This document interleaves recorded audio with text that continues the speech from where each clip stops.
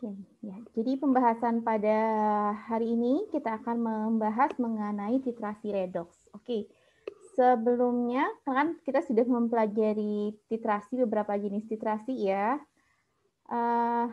dan sudah pernah membahas juga di dasar analisis titrimetri. Jadi kalau titrasi redoks bagaimana nih prinsipnya? Ada yang mau menjelaskan dulu? Bagaimana sih prinsip dari titrasi redoks?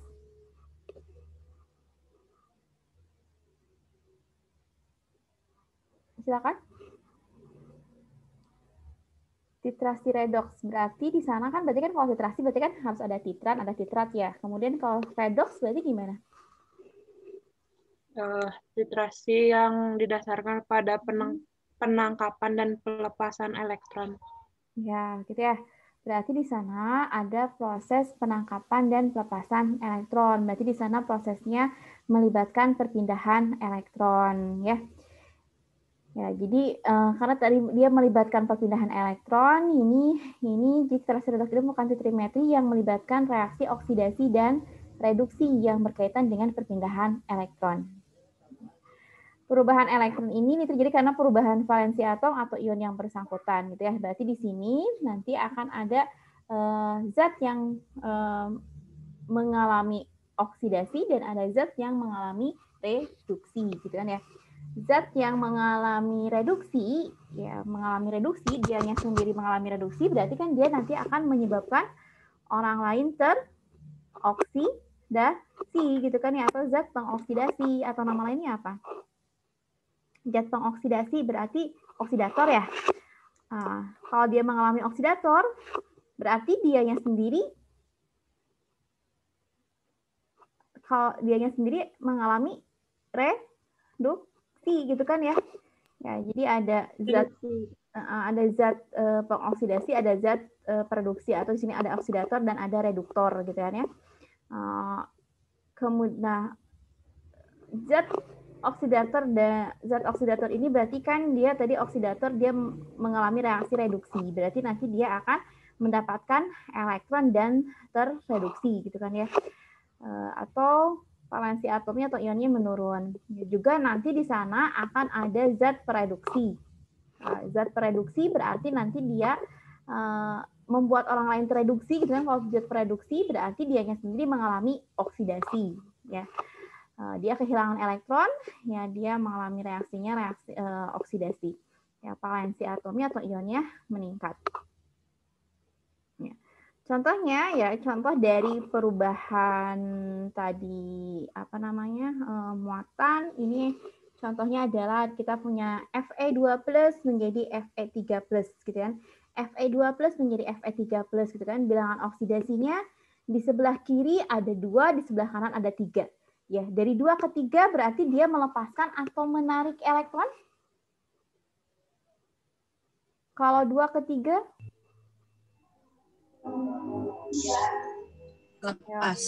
melepas elektron ya.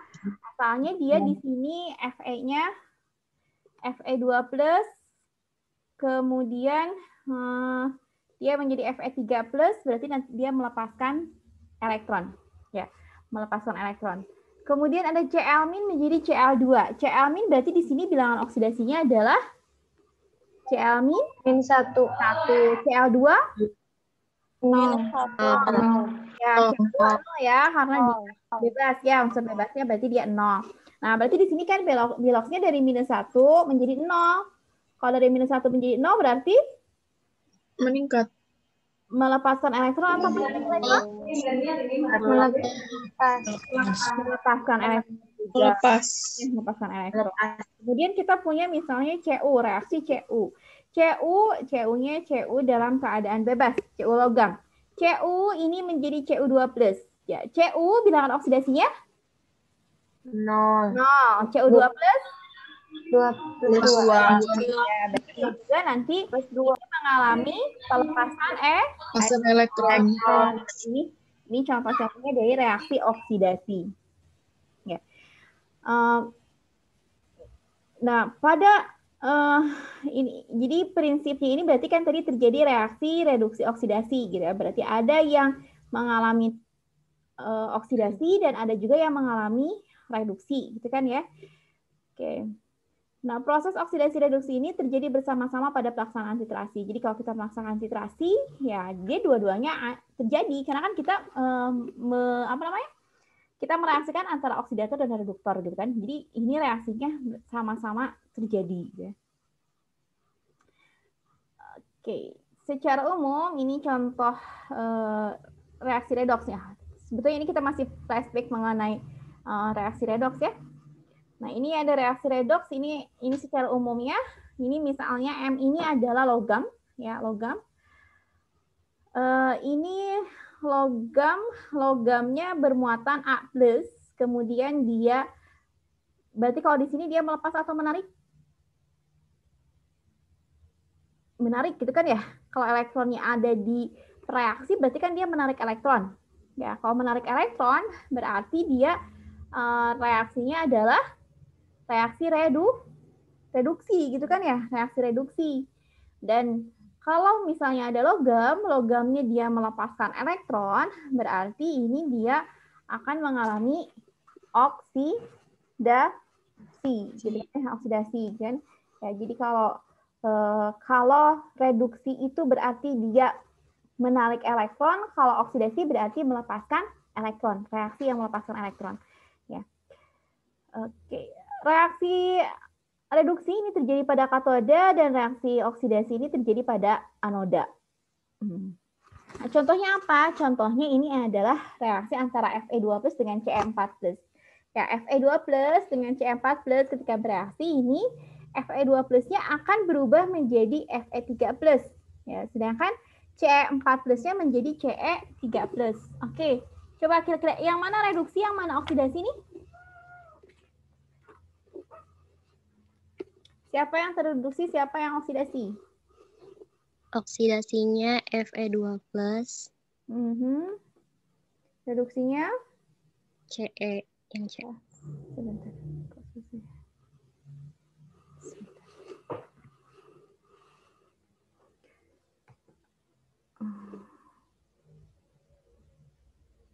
Oke, berarti kan di sini kita punya Fe ya. Fe2+ menjadi, kenapa ini? Sebentar. Saya nggak enakan, belum enakan nih.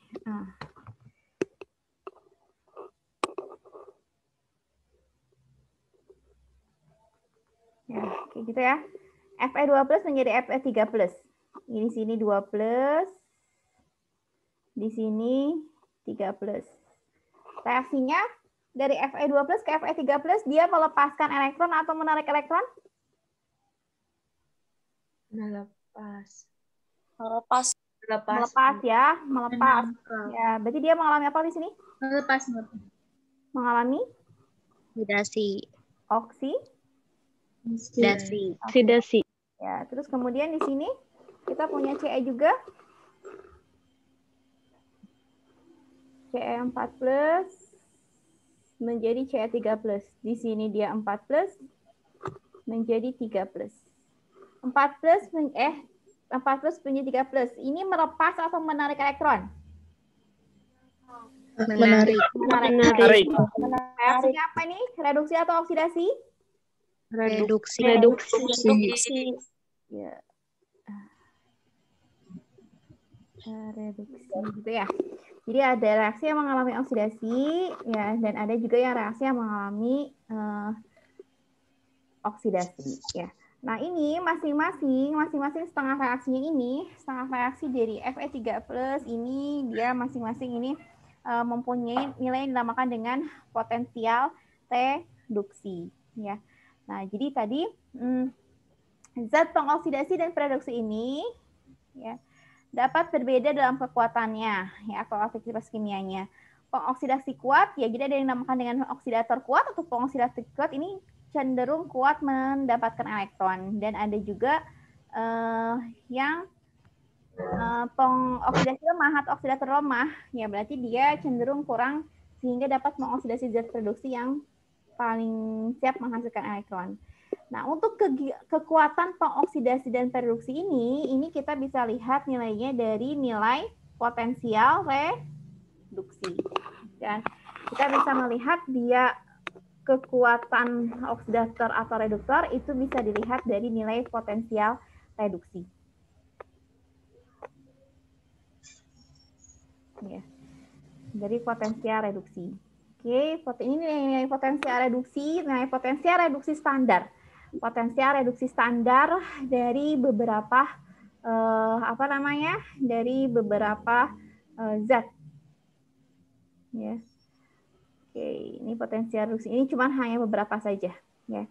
Ini sebetulnya kalian tidak usah dihafal ya, karena nanti juga akan diberikan biasanya ya, diberikan nilainya. Kecuali kayak misalnya FE yang sering berarti mungkin harus hafal ya, kayak FE misalnya. Nah, itu harus hafal. Ya. Ini jadi tadi kekuatan oksidator atau reduktor itu dia diperlihatkan dengan nilai potensial reduksi. Ya. Kalau yang nilainya semakin positif, artinya apa kalau semakin positif?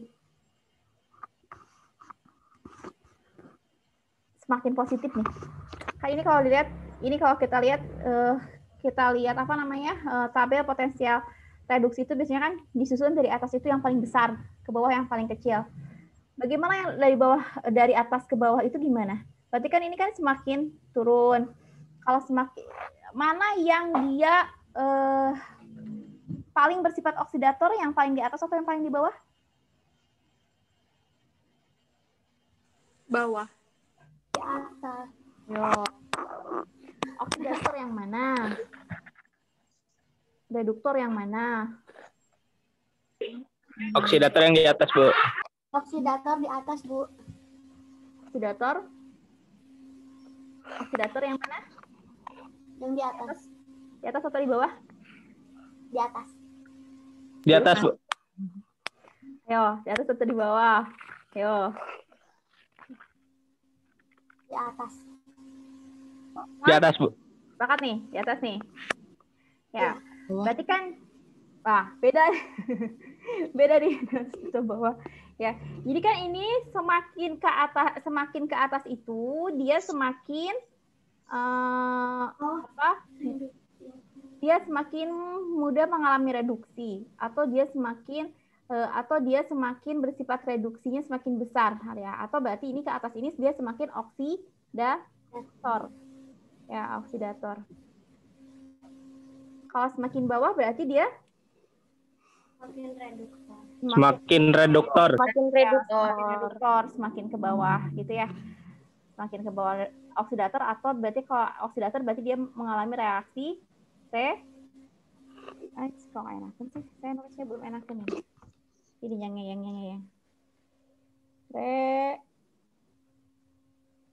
reduksi gitu ya. Berarti ini semakin ke bawah, berarti dia ke bawah ini dia semakin ke bawah gitu kan nilainya, berarti ini dia semakin bersifat Reduksi. reduktor, atau dia Reduktor. oksidasi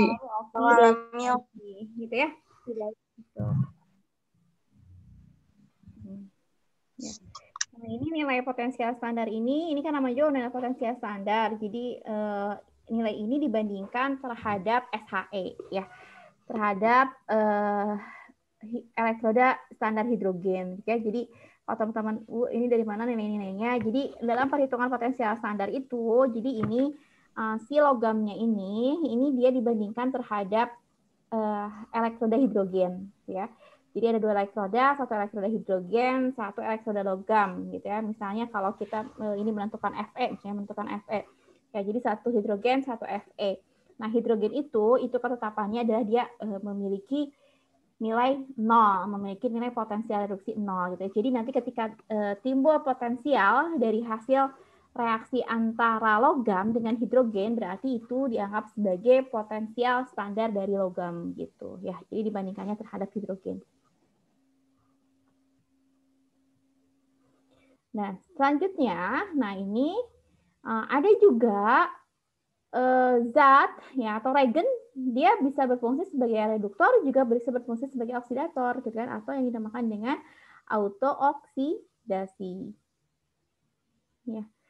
Nah, oke. Nah, titrasi redoks ini merupakan bagian dari titrasi volumetri, ya, dan ini akan terlaksana dengan baik jika keseimbangan redoks tercapai dengan cepat setiap penambahan volume titran. Ya, kemudian harus ada indikator penunjuk bahwa titik ekivalen secara stoichiometriknya sudah tercapai. Ya. Selanjutnya, setengah reaksi oksidasi dan setengah reaksi reduksi saat titrasi ini harus selalu terjadi keseimbangan, ya.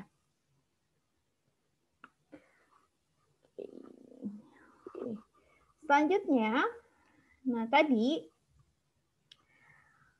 hubungan antara beda potensial. Oke.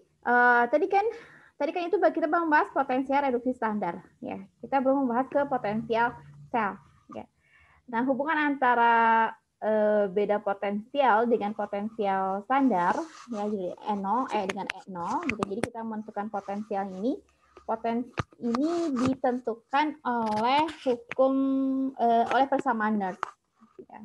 Persamaan Nernst ini merupakan turunan dari hukum termodinamika. Jadi menurut persamaan Nernst ini, potensial yang terukur ini, yang terjadi ini sama dengan potensial standar min RT per NF dan konsentrasi spesi tereduksi. Kalau tereduksi berarti di sini apa? Tereduksi. Berarti dia tereduksi mengalami reduksi ya tuh? Oksidator berarti. Bukan pereduksi. Spesi tereduksi. Ya, oksidator berarti ya, bener ya. Spesi tereduksi berarti dia kan oksidator ya. Spesi ini oksidator. Oksidator per ininya berarti reduktor. Oke, ya itu ya. Jadi boleh Reduktor. ya boleh teman-teman boleh pakainya ya reduktor per oksidator gitu ya. Atau kalau reduktor per oksidasi atau tadi berarti kan ini dia mengalami reaksi reduksi per oksidasi gitu kan ya. Berarti kan kalau reduktor itu berarti kan dia mengalami reaksi reduksi, ini mengalami reaksi oksidasi. Istilahnya mau apa? Oksidasi. Mau oksidator reduktor atau mau reduksi oksidasi? Reduksi oksidasi aja ya? Ya, reduksi oksidasi. Kita lebih reduksi oksidasi aja ya. Kalau reduktor oksidator kan sekarang kita harus mikir dulu kan ya, yang mana reduktor yang mana oksidator ya. Karena kalau reduksi oksidasi kan kita lihat dari apa namanya? Dari persamaannya kita tinggal lihat mana yang dia menghasilkan menarik elektron atau melepas elektron gitu kan ya. Ya. Jadi ini ya kayak istilahnya lah, berarti kan ini ya reduksi gitu kan ya, berarti kan dia yang mengalami reaksi reduksi gitu kan, yang tereduksi makanya per RT per NF dan dari konsentrasi reduksi gitu kan per konsentrasi oksidasi, bentuknya dalam bentuk oksidasi ya. R-nya apa? R-nya di sini adalah konstanta gas, 8,315, kemudian dan ini 2,3 kali log ya. T-nya temperatur, F-nya adalah konstanta Faraday. Ya. Konstanta Faraday, ya, N-nya adalah banyak elektron yang ditransferkan dalam reaksi. Jadi ini nanti tergantung dari banyaknya elektron yang ditransferkan dalam reaksi. Mana ya? Oke. Oh, ini belum ya. Nah, ini kalau kita ukur ini diukur dalam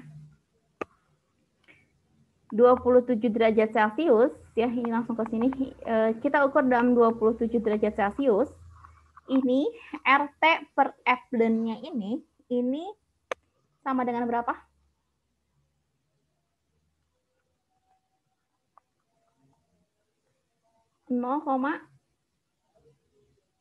Berapa? 0, ini nih. Nilai RT per F 0, berapa coba? RT per F sama ini, sama lain kata benar, sama lain. Ya, RT per F lain. Ini yang tadi. Ya, kalau kita masukkan ini berarti sama dengan 0,591 ya. 591. Nanti per N. Log dari konsentrasi tereduksi per konsentrasi oksidasi. Gitu. Ya. Ini kalau RT per F Caylene-nya kita masukkan. Ya, jadi ini minus 0,591 per N. Oke. Nah, oke. Ya. Oh, 0,0591. Kurang 0. 0,0. 0,0591 per N log konsentrasi reduksi per konsentrasi oksidasi ya. 0,0591. lupa nolnya. Nah, terus kemudian ketika kita membuat kurva ya, ketika kita membuat kurva titrasi ya, juga termasuk penentuan titik akhir titrasi dan titik ekivalen, ini berarti yang akan kita lihat ini adalah dari potensial yang terjadi. Ya. Jadi dalam titrasi redoks yang akan mempengaruhinya ini adalah perubahan potensial larutan. Ya, jadi kurva yang dibuat ini berarti kurvanya ini adalah kurva di sumbu X adalah volume dari titan dan sumbu Y-nya adalah potensialnya. Ya, potensial di sumbu Y potensial, di sumbu X volume titan, gitu ya. Contohnya ini ada titrasi antara Fe dengan MnO4.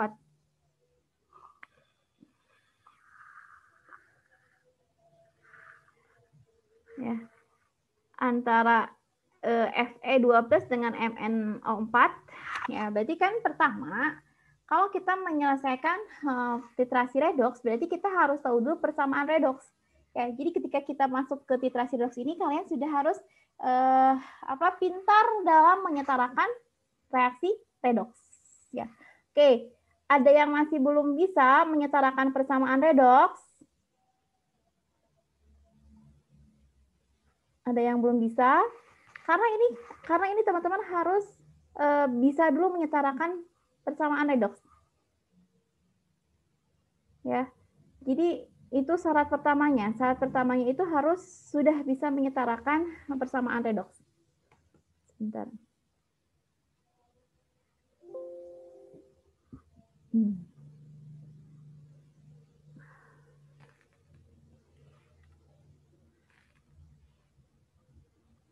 Oke.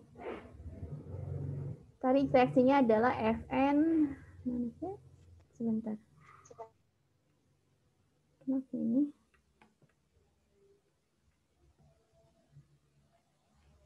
Ya. Jadi reaksinya antara Fe dengan MnO4.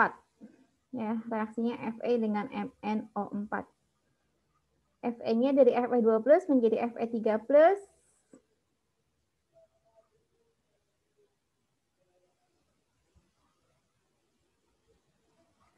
Ya. Kan ini kita punya reaksinya. Tadi Fe2+ bereaksi dengan MnO4- menjadi Fe3+ dan Mn2+. Oke. Nah, ini harus kita setarakan dulu reaksinya, ya. Bagaimana menyetarakan reaksinya? Berarti kita cara yang mudah mana? Sebentar. Cara yang mudah? Kalau saya sih biasanya saya lebih sukanya yang cara setengah reaksi ya. Oke, setengah reaksi ya. Oke, berarti kan kita punya Fe, yang pertama Fe dulu, yang lebih mudah. Fe, berarti kan ini Fe2+ menjadi Fe3+. Oke, yang harus dilihat pertama apanya dulu? Kecepatan. Koefisien. Ayo, apa dulu? Sebelum kemuatan. Koefisien. Jumlahnya dulu kan ya? Jumlahnya Koefisien dulu yang ya. Berarti kan pertama jumlahnya dulu ya. Berarti kan kita harus lihat dulu jumlah unsurnya. Di sebelah kanan dan sebelah kiri sudah sama belum? Sama, udah sama. Oke, berarti kan di sebelah kanan ada Fn-nya 1, di sebelah kiri juga ada Fn-nya 1. Berarti jumlah Fn-nya udah sama. Oke, jumlah Fn-nya sudah sama. Terus sekarang yang kedua harus lihat apa nih biasanya? Harus lihat dulu oksigen dulu kan ya, kalau ada oksigen ya? Ya, harus lihat dulu oksigen. Ini nggak ada oksigen. Nggak ada oksigen. Nah, berarti kita terakhir tinggal menyamakan muatan. Ya. Muatannya di sebelah kiri 2+, di sebelah kanan 3+. Berarti kan kita untuk menyetarakan muatan itu kita harus menambahkan elektron. Elektronnya harus kita tambahkan di sebelah mana nih? Kanan atau kiri? Kanan. Kanan. Berapa banyak elektron yang kita tambahkan? 1. Buah elektron saja. Gitu ya. Nah, oke. Sekarang kita lihat kalau yang MnO4 min. MnO4 min menjadi Mn2. Ya. Mn kanan kiri udah sama. Sudah. Oke, terus apa sekarang? O-nya. O-nya. Di sebelah kanan nggak ada O, di sebelah kiri ada O. Ya, ini reaksinya dalam keadaan asam. Ya, reaksinya dalam keadaan asam. Berarti kalau dalam keadaan asam, untuk menyetarakan O, ya, ini harus ditambahkan dengan apa? H2O. H2O. Di sebelah mana yang ditambahkan H2O? Sebelah kanan. Sebelah kanan. Kita tambahkan H2O di mana? Kanan atau kiri? Kanan. Oke, kita tambahkan H2O di sebelah kanan. Berapa banyak kita tambahkan H2O? 4. Kenapa harus kita tambahkan 4? Soalnya ada 4. Oke, soalnya di sebelah kiri kelebihan O-nya 4, gitu kan ya? Di sebelah kiri kelebihan O 4. Berarti di sebelah kanan harus kita tambahkan H2O sebanyak 4. Oke. Ya. 4. Udah sama sekarang jumlah O-nya. Ya, tapi jadi muncul H. Jadi muncul H di sebelah kanan. Berarti untuk menyetarakannya di sebelah kiri ini kita tambahkan dengan apa? 8. Dengan H+. Betul. Berarti ini harus kita tambahkan H+. Berapa banyak H+ yang kita tambahkan? 8. Ya, di sini ada 8. Berarti ini harus kita tambahkan H+ sebanyak 8. Ini harus kita tambahkan 8 H+. Ya. Terus kemudian sudah setara belum? Tinggal muatan ya yang belum setara ya. Iya. Oke, sekarang kita lihat di sebelah kiri muatannya jadi berapa sekarang? +7. Jadi +7. Di sebelah kanan? +2. Berarti yang mana yang harus kita tambahkan elektron? Elektron. Kiri, sebelah kiri. Di sebelah kiri kita tambahkan berapa elektron? 5 elektron. Oke, kita tambahkan 5 buah elektron. Oke, sekarang sudah setara belum? Belum, Bu, elektronnya atas. Oke, yang ini dulu udah setara belum nih? Yang MnO4?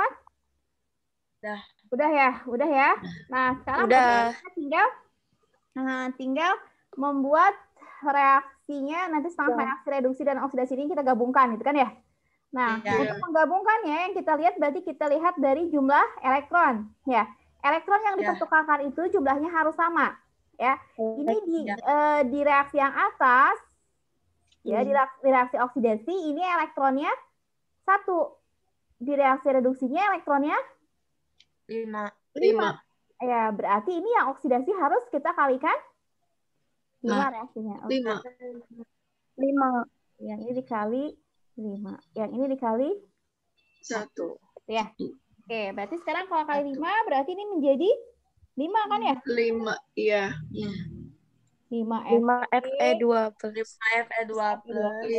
Fe2+.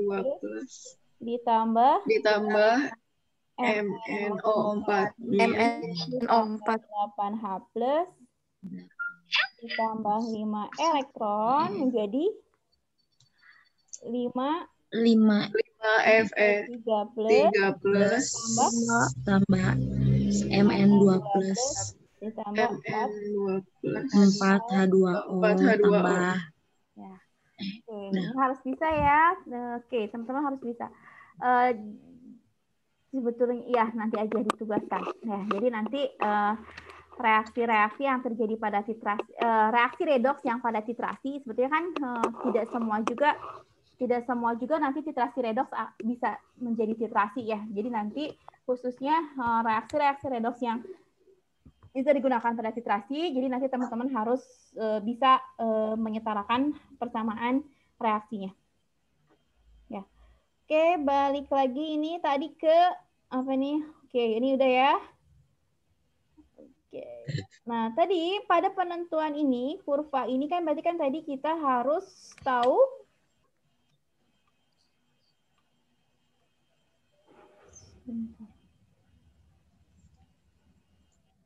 Oke.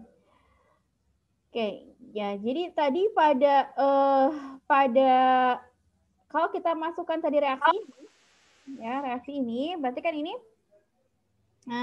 pada reaksi ini yang atas ini kan tadi mengalami oksidasi ya, oksidasi. Yang ini mengalami reduksi, gitu kan ya. Oke, potensial untuk yang Fe gimana? Potensial dari Fe, potensial Fe-nya? Potensial Fe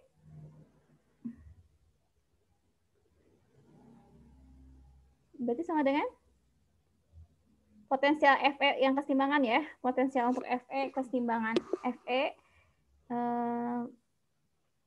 berarti kan ini potensial standar gitu kan ya.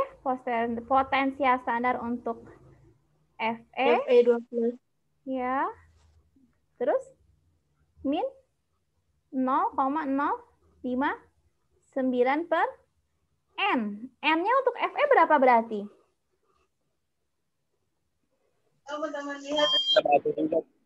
N-nya berapa? 1. 1, betul. 1 ya. Kenapa 1?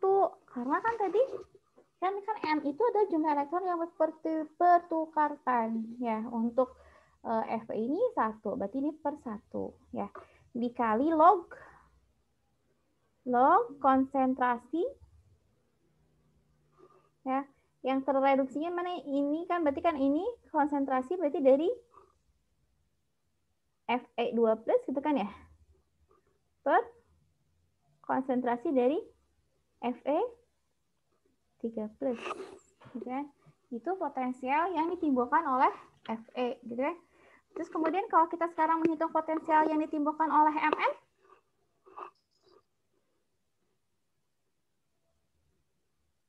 potensial yang ditimbulkan oleh Mn berarti Mn itu dari Mn4 ya, Mn4 menjadi O4 min. Ya menjadi Mn2 plus. Berarti nanti potensial selnya gitu kan ya? Potensial selnya untuk Mn. Oke. Potensial reduksi min 0,059 per N. N-nya berapa kalau untuk Mn? 5. 5. Ya. Log bentuk reduksinya ada di sini berarti dia bentuknya Mn MnO4 min. plus per konsentrasi MnO4 min. MnO4 min. MnO4. Ya, itu ya untuk reaksi antara Fe dengan Mn. Ya, oke ini kan ada H plusnya ya, H plusnya. Oke, nah itu ya. Jadi, nah ini tapi nanti H plusnya ini bisa nggak dihitung sih ya untuk H plusnya ya.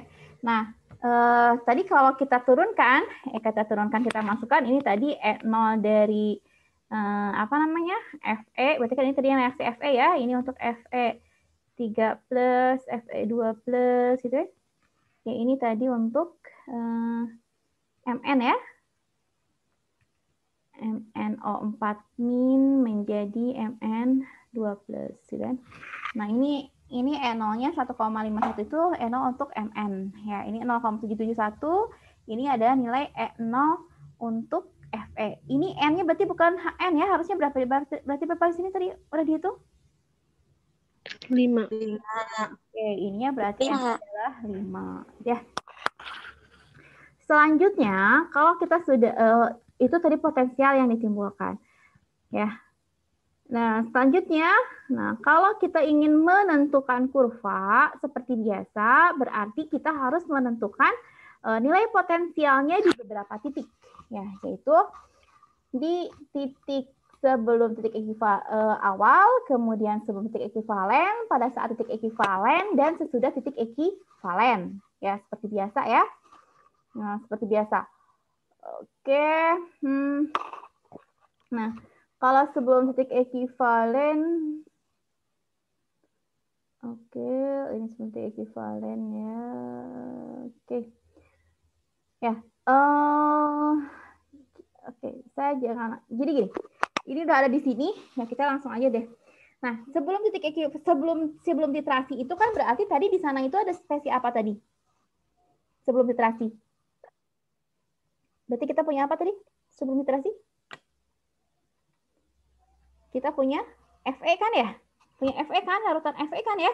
Fe yang akan kita titrasi dengan permanganat, gitu kan ya? Berarti asalnya ada Fe, ya. Kita punya Fe. Ya, di sini kita punya Fe. Sebelum titrasi itu berarti kita punya Fe, ini tadi reaksinya berarti kan tadi Fe2+ itu kan menjadi Fe3+, gitu kan? Ya. Nah, pada keadaan timbang, berarti kan ini nanti pada keadaan timbang ini jumlah Fe2+ dan jumlah Fe3+ sama, gitu kan ya. Jadi pada saat sebelum titrasi, maka nanti ini konsentrasi Fe3+ akan sama dengan konsentrasi Fe2+. Gitu ya, konsentrasinya sama.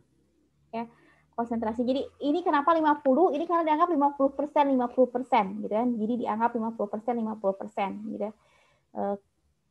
Oke, itu ya. Terus kemudian nanti kita contoh yang lain deh, contoh yang lain ya, yang kita perhitungan biasa kan kita pakai mol-mol ya. Ini secara umum aja dulu. Terus kemudian pada sebelum titik ekivalen, ya saat sebelum titik ekivalen ini misalnya pada penambahan 0,1 mili sebelum titik ekivalen, berarti nanti ini kelebihannya ya, ini Fe yang terbentuknya ini adalah Fe3+. Sebentar. Ini nggak ada ini, nggak ada caranya. Oke, biar gampang nih, saya kasih contoh yang lain aja. Oh, tapi MN tanggung ya. Nanti saya kasih contoh yang lain ya. Nanti saya kasih contoh yang lain. Jadi pada prinsipnya berarti kan tadi kalau pas sebelum titrasi, ya, kalau sebelum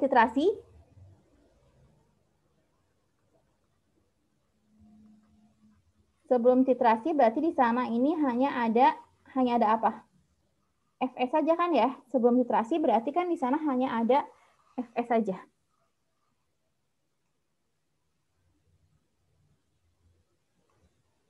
Hanya ada Fe. Oke. Hanya ada Fe. Berarti kan nanti ini hanya ada Fe2+ di sana, gitu kan? Hanya ada Fe2+. Nah, kemudian ini pada awal titrasi ini jumlah ion Fe3+ yang terbentuk ini kan belum kita ketahui, gitu kan ya? Padahal kan tadi pada penentuan potensial ini kita harus tahu kan nilai dari Fe3+ yang terbentuk, gitu kan? Tapi kan ini belum diketahui kita pas awal. Nah, jadi kita asumsikan kalau tadi itu kan berarti tadi 50/50 ya. Kalau tadi mah ya 50/50 kalau tadi mah 50% dalam bentuk Fe2+ ya, dan terus kemudian 50% dalam bentuk Fe3+ ya. Atau ada juga yang mengasumsikan bahwa ini tidak lebih dari 0,1% Fe3+ yang terbentuk gitu. Jadi kalau Fe3+-nya yang terbentuk hanya 0,1% Fe3+ yang terbentuk. Jadi kan tadi berarti kan ini nilai potensialnya potensial sama dengan tadi kan E0 dari Fe-nya ya, Fe3+ menjadi Fe2+ min 0,059 log konsentrasi Fe3+ dibagi dengan konsentrasi Fe2+ ini kan ya. Ini potensialnya kan tadi 0,771 min 0,059 log konsentrasi Fe-nya, misalnya kalau diasumsikan hanya 0,1%, yang dia ada dalam bentuk apa namanya Fe3+-nya, makanya ini nanti menjadi 1000 banding 1 ya, karena 0,1%. Ya, 0,1%. Ya, berarti ini nanti jadi log 1000 gitu kan. Karena ini diasumsikan 0,1% terbentuk Fe3+ gitu ya. Ya. Jadi nanti ini dapat yang awal itu berarti nanti 0,771 minus berapa nih? 0,0 log 0,001 itu kan berarti 3 ya. 3. Berarti kalau 3 berarti jadi 0,1 itu berapa nih? Log 1000 3 0,05 itu berarti 15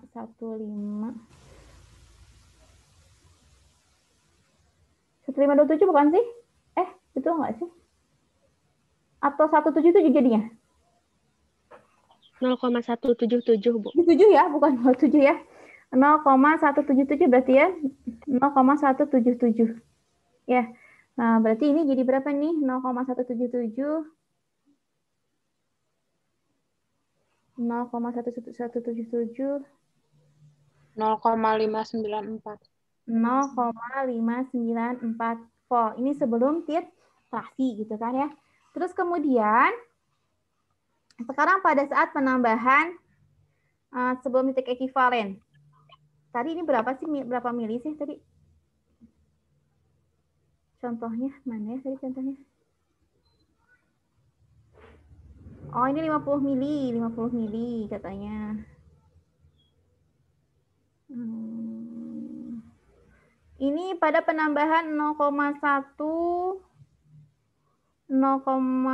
apa ini? Penambahan 99,9 ml katanya, 99,9. 99,9. Oke. Nah, sekarang langsung aja kita ikutin yang itu. Sebelum titik ekivalen, kita kan biasa kayak gini tuh. Kan berarti kan tadi reaksi yang berlangsungnya bagaimana reaksinya tadi itu? Fe2+ itu kan ya, bereaksi dengan MnO4 min Fe2+-nya tadi berapa ini Fe-nya? 5 ya. 5. Kemudian ininya H+-nya 8 ya.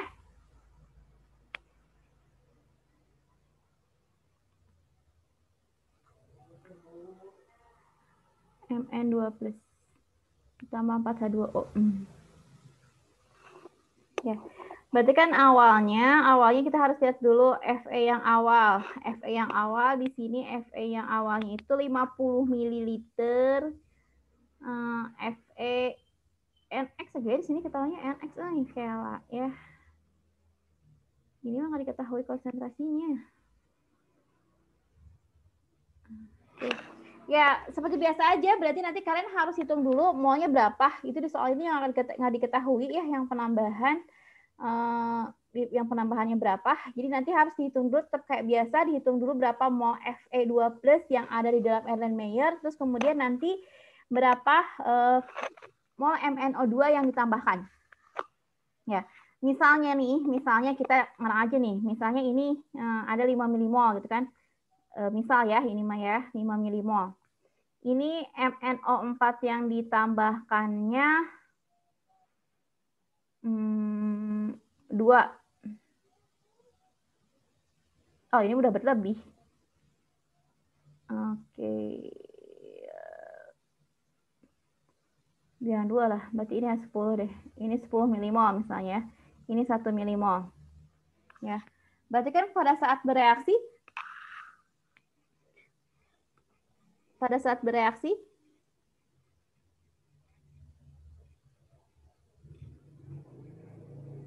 akan bereaksi berapa nih? Ini 1 mol, 1 milimol, ini 10 milimol. Lihat, kalian harus memperhatikan koefisiennya. Ini 5, ini 1. Berarti ini akan bereaksinya berapa? 5. 5, betul. Ini akan bereaksinya 5 milimol, gitu kan ya? Ya, ini akan bereaksinya 1 milimol, gitu kan? Kenapa? Jadi 5, karena ini perbandingannya 5 banding 1. 1. Ya, 5 banding 1. Nah, berarti kan nanti ini yang terbentuknya menjadi 5 milimol, gitu kan? Ya, 5 milimol. Ini juga berarti nanti akan terbentuk 1 milimol. Ya, pada keadaan seimbang, pada keadaan seimbang itu nanti akan ada 5 milimol Fe2+. Ya, gitu ya. Kemudian ini akan ada juga 5 mol Fe3+. Ya. Oke, nah terus kemudian nanti bagaimana kita menghitung potensialnya? Potensialnya di sini. Kalau misalnya ininya. Potensialnya, berarti kan ketika kita menghitung potensialnya, berarti kan ini di sini itu yang berlebih adalah Fe2+. Jadi kita masih di sini menghitungnya potensial dari Fe2+. Karena dia yang berlebihnya Fe2+. Ya, jadi nanti kita tetap menghitung dia potensialnya potensial Fe2+ dulu. Karena dia yang berlebihnya adalah Fe2+. Ya, jadi MnO4-nya belum berlebih 0,059 gitu kan. Konsentrasi siapa ini? Konsentrasi dari Fe2+. Oh, kok jadi 2+ ya, sebentar. Oh, ini yang salah. Ini coba. Sebentar. Ini benar ya, di rumus ini benar Fe2+. Ini yang di sini salah nih, yang di sini salah. Ini harusnya Fe-nya Fe2+, ini Fe3+ ya. Berarti ini konsentrasi Fe2+ dibagi dengan konsentrasi Fe3+. Fe2+-nya yang mana konsentrasinya? Berarti ini kan? Ini konsentrasi Fe3+, berarti nanti konsentrasi Fe3+-nya itu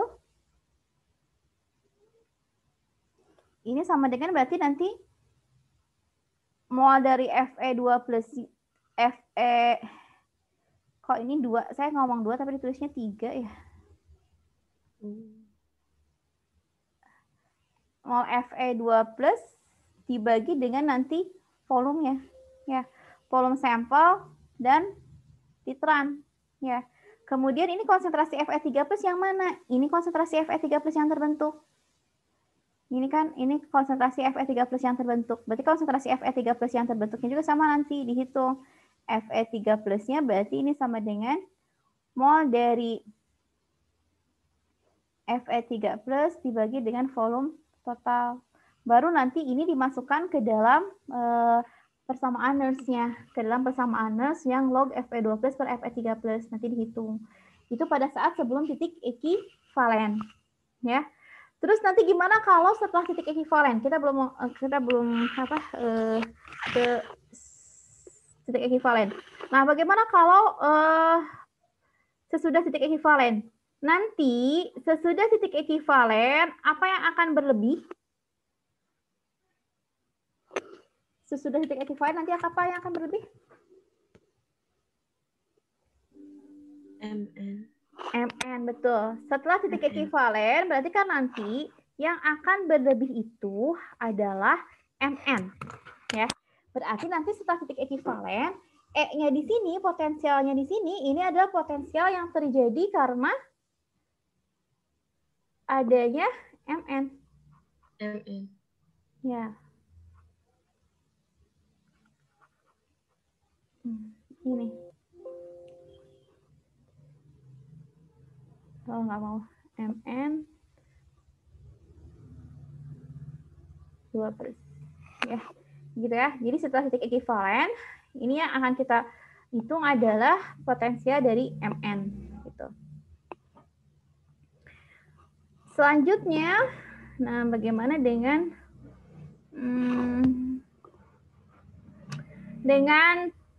pada titik ekivalen? Ya, itu kan tadi udah ya. Pokoknya berarti kan tadi sebelum titik ekivalen itu yang berlebih adalah titrannya yang berlebih ya. Terus kemudian kalau sesudah titik ekivalen berarti setelah titik ekivalen berarti nanti MN-nya yang berlebih, gitu kan ya. Jadi kita harus tahu nanti siapa yang berlebih, berarti kita menghitung potensialnya dari sana. Potensial dari larutan yang berlebihnya siapa. Kemudian kalau pada titik ekivalen ini karena titik ekivalen kan berarti kan kalau titik ekivalen itu titrannya ini ekivalen dengan titrat ya. Ekivalen titrat sama dengan ekivalen titrat. Titran sama dengan titrat. Ya. Oke. Nah, ini diasumsikan ininya. Nah, ini berarti kan ini sama. Ini potensialnya ini ditambahkan. Potensial dari Fe dengan potensial Mn-nya ditambahkan. Ya. Kalau kita tambahkan potensialnya ini, kan ini nggak sama nih. Ini 5, ini 1, gitu kan ya. Nah, berarti ini harus disamakan. Untuk disamakannya berarti ada yang dikalikan 5 ya. Ada yang dikalikan 5. Ya, dikalikan 5. Oke, siapa yang dikalikan 5? Biar jadi 1, berarti kan yang ini dikalikan 5, gitu kan ya. Sebentar ya, ini nanti 5 kan itu kan ini dikalikan 5 potensialnya ya, berarti ini kalikan 5 ya, kalikan 5. Oke, terus kemudian ini nanti ya ininya ditambahkan, ini juga ditambahkan, yang ini segini juga ditambahkan ya. Selanjutnya ini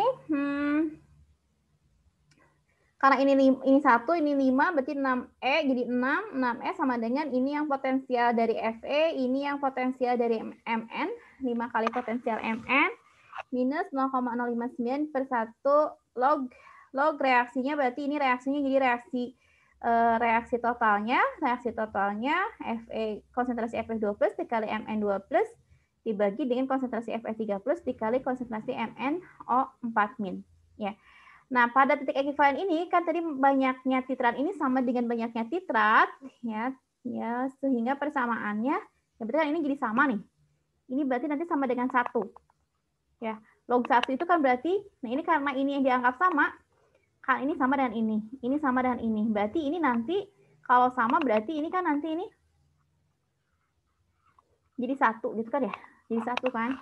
Nah, jadi log 1 itu 0 ya. Jadi persamaannya tadi menjadi mana ini enggak ada di sini menghilang ya. Menjadi tadi 6 elektron gitu kan ya.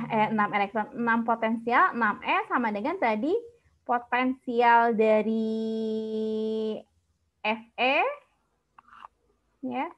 Potensial dari Fe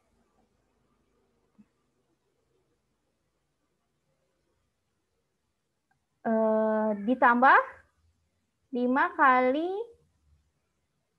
potensial dari Mn.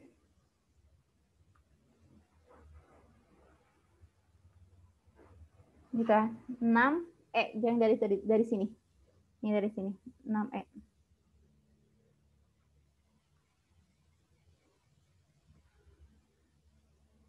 Ya.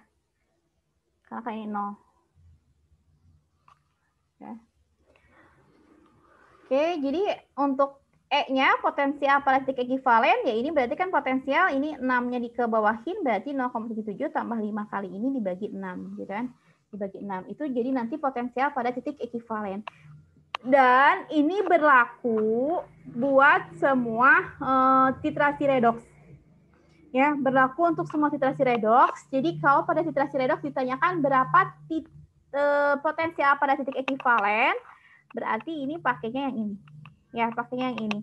Ya, jadi tadi potensial pada titik ekivalen ini, ya, potensial pada titik ekivalen, ya, ini jadi B dikali E01 tambah A dikali E02. A-nya ini berarti tadi apa A-nya? Ini B-nya ini berarti kan jumlah N-nya ya. Jumlah N buat reaksi 1 gitu kan. Ini A ini adalah jumlah N untuk reaksi kedua gitu. Ini berlaku untuk semua titrasi redoks ya. Jadi kalau ditanyakan berapa potensial pada titik ekivalen, rumusnya yang ini. Ya, jadi potensial pada titik ekivalen ini B dikali E01 ditambah A dikali E02 per A plus B. Ya, B-nya ini adalah jumlah elektron untuk reaksi 1, A-nya ini adalah jumlah ekivalen jumlah elektron untuk reaksi 2-nya ditambah A plus B. Ya, sebenarnya saya ingin nanti aja terakhir ya, saya saya kasih contoh yang lebih mudah. Kalau tadi kan reaksi antara Mn dengan Fe kan 5:1 ya, jadi teman-teman kalau membuat kurvanya agak bingung juga ya, karena kan tadi harus menghitung koefisien gitu kan, karena tadi 5:1. Nanti kita untuk membuat kurva nanti kita coba kalau yang perbandingannya 1:1 ya, karena tadi bandingnya 5:1 sih. Ya, jadi agak bingung. Oke. Terus kemudian ini selanjutnya adalah indikator redoks. Ya. Nah, untuk titrasi redoks ini, titik ekivalennya ini dapat juga kita amati tanpa menggunakan indikator. Ya. Kapan? Ini kalau zatnya yang tereduksi atau oksidasinya ini memberikan sifat fisis yang teramati. Contohnya berbeda warna dengan jelas. Ya, warna jelas. Ya. Seperti misalnya MnO4. Ya, MnO4 itu kan ketika dia bentuknya MnO4 warnanya ungu. Ya, tetapi dalam bentuk tereduksinya itu Mn2+ warnanya ini menjadi merah muda gitu kan. Berarti kan itu tanpa kita pakai indikator juga kita sudah lihat nih kan asalnya dia ungu. Ternyata jadi Jadi pink. Berarti kan ini sudah berubah gitu kan ya, sudah terjadi kelebihan sekarang MnO2 yang asalnya kelebihan MnO4 menjadi kelebihan Mn2+, itu bisa kita amati. Jadi itu tidak usah menggunakan indikator ya. Contoh lainnya adalah titrasi zat tereduksi dengan larutan iod. Perubahannya dengan iod. Dengan iod. Iod itu kan dia warnanya itu coklat gelap. Ya, coklat gelap. Iod I2 ya. I2 nanti I2-nya ini berubah menjadi imin. Ya, I2 menjadi imin. Ketika I2 ini tadi kan warnanya coklat. Ya, coklat gelap. Imin ini tidak berwarna. Ya, iminnya tidak berwarna. Ya. Gitu. Jadi ini dilihatnya di perubahan dari warnanya. Ya, tapi karena warna iod ini kurang tajam, maka ini biasanya menggunakan indikator amilum. Ya, karena amilum nanti pada konsentrasi I2 kecil juga dia memberikan warna yang kuat gitu ya, warna biru gitu kan ya, kompleks antara amilum dengan iod. Nah, zat yang seperti apa sih yang dapat dijadikan sebagai indikator? Nah, itu tadi kan itu kalau tidak menggunakan indikator ya. Nah, sekarang kita beralih ke yang menggunakan indikator. Nah, yang bagaimana sih yang tidak yang memerlukan indikator atau indikatornya harus bagaimana? Nah, indikator yang digunakan ini dia harus berubah warna ketika potensial larutannya mencapai harga tertentu. Ya, jadi dia berubah warna. Ya, pada potensial tertentu dia berubah warna. Itu syarat dari suatu indikator. Ya. Ya, jadi ini warnanya dalam bentuk oksidasi berbeda dengan warnanya dalam bentuk reduksi. Gitu. Contohnya adalah di penilamin. Di penilamin ini memiliki potensial reduksinya ini 0,76 volt. Ya. Kemudian berarti kan dia tadi kalau dalam reduksi dalam bentuk tereduksi dan teroksidasinya ya, dia berarti nanti ini dalam rentang 0,73 sampai 0,79 ini akan berubah warna gitu kan, berubah warna dari tidak berwarna menjadi ungu lembayung gitu ya. Jadi dia berarti indikatornya itu harus memiliki perubahan warna. Ya. Nah, ini contoh-contohnya, contoh-contoh indikator titrasi redoks yang biasa digunakan. Kompleks Fe 2,5 nitro 1,1 fenantrolin. Ini dia pada potensial 1,25 gitu kan. Terus kemudian kondisi larutannya juga ada di sana ya. Terus kemudian difenil asam 2,3 difenilamin dikarboksilat. Kompleks Fe2 fenantrolin. Kok berpindah ke sini? Difenilamin ya. Birometilen dan ini beberapa yang lain gitu ya. Ini beberapa indikator-indikator yang lain.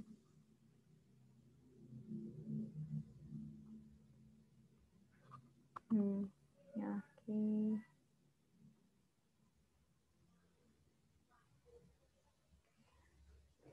Nah, terus kemudian permasalahan lain pada titrasi redoks ini adalah ini dapat terjadi reaksi samping dalam titrasi redoks ya. Itu yang membuat salah satunya yang membuat kita kesulitan untuk melakukan titrasi redoks itu salah satunya adalah tadi adanya reaksi samping. Ya.